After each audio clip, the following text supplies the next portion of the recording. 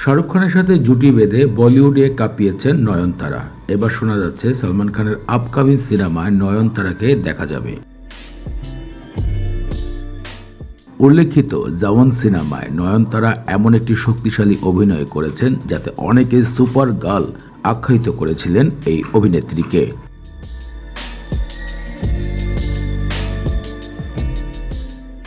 ভারতীয় গণমাধ্যম থেকে জানা গিয়েছে সালমান খানের আপকামিং সুপার হিরো সিনেমায় সালমান খানের বিপরীতে বলিউডে দেখা যাবে নয়নতারাকে।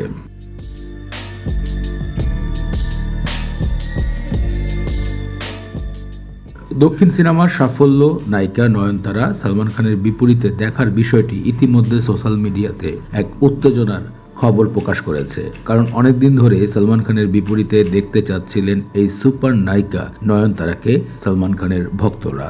কারণ জওয়ান সিনেমায় শাহরুখ খানের বিপরীতে এত দুর্দান্ত অ্যাকশন করেছিল যা সকলের দৃষ্টি কেড়েছিলেন শুধুমাত্র নয়নতারা।